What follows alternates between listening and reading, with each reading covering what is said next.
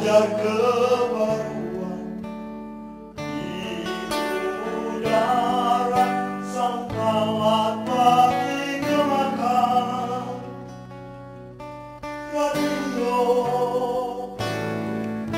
komunitas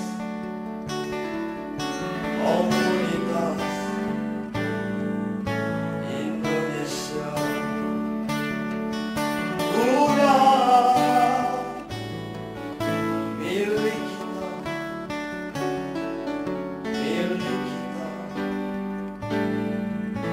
udara.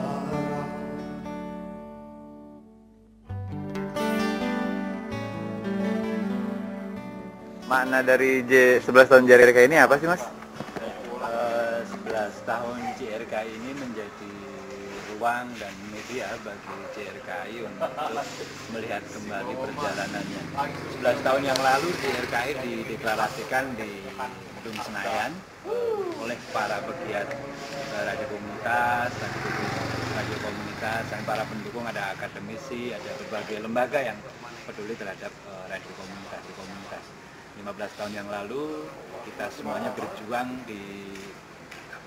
untuk mendorong agar radio komunitas secara legal diakui oleh undang-undang, walaupun memang sudah diakui oleh masyarakat, tapi kita dorong regulasi kita mendorong mengakui keberadaan radio komunitas itu.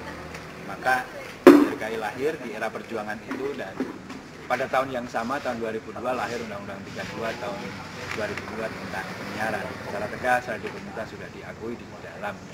Nah, selama 11 tahun ini JRKI melakukan serangkaian tugas dan tanggung jawab yang dimandatkan kepada kepengurusan. Ada 4 hal yang dimandatkan kepada pengurusan JRKI. 1, dia punya fungsi sebagai media advokasi. Kemudian fungsi kemitraan, fungsi penguatan anggota, dan ada fungsi yang satu lagi, Capacity building. ya, ada fungsi advokasi, kemitraan, representasi keberadaan radio komunitas di Indonesia, dan juga fungsi penguatan anggota. Karena dengan fungsi-fungsi inilah JRKI melakukan serangkaian kegiatan. Bagaimana kemudian ada radio komunitas bisa berjalan sesuai dengan paradigmanya untuk mendidik dan mencerdaskan komunitas, bukan sekedar untuk media hura-hura. Karena radio komunitas didirikan untuk media pendidikan, mencerdaskan kehidupan komunitas, sekaligus mendorong terciptanya demokratisasi penyiaran. Nah, capaian yang udah didapat.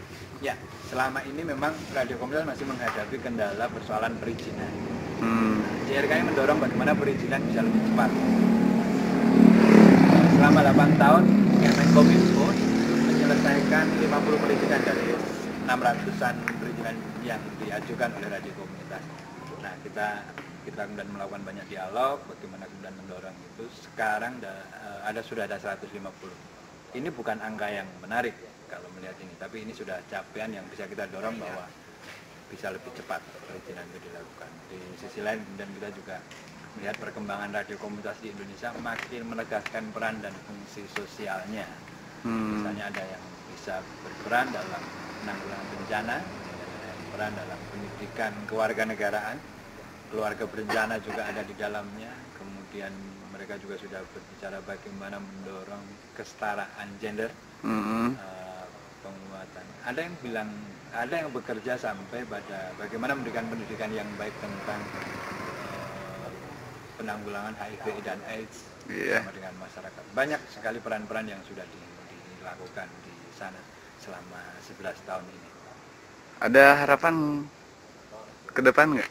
Nah, dari setelah ini? 11 tahun ini adalah momentum yang tepat.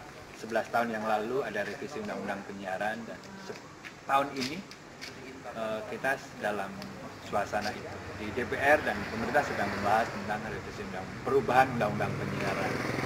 Nah, kita berharap kalau Undang-Undang 32 sudah mengakui keberadaan radio komunitas, maka dengan Undang-Undang yang baru nanti diharapkan radio komunitas punya daya hidup yang lebih baik, sehingga bisa menjalankan peran dan fungsinya sebagai media yang dimiliki oleh masyarakat. Karena kita yakini bahwa berbicara radio komunitas bukan sekedar berbicara media yang tidak melayani komunitas, tapi komunitas melayani dirinya sendiri melalui radio. Ini poin penting yang dipegang oleh JRKI.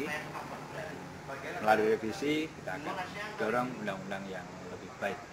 Misalnya bagaimana pada aspek pendanaan, mereka bisa dapat mengelola pendanaan secara mandiri. Kemudian mereka mendapatkan alokasi frekuensi yang adil. Adil itu 20% JRKI.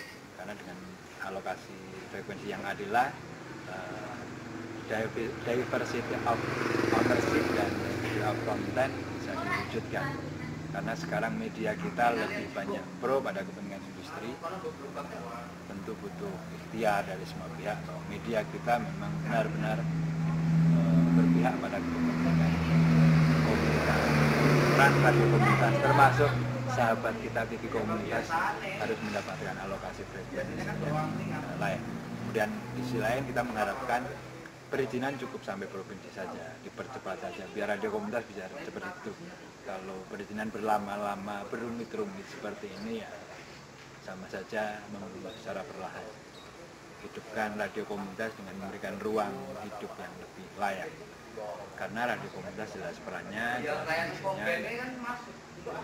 bisa menjadi media yang benar-benar dimiliki rakyat untuk mewujudkan masyarakat makin cerdas bersama dengan radio komunitas.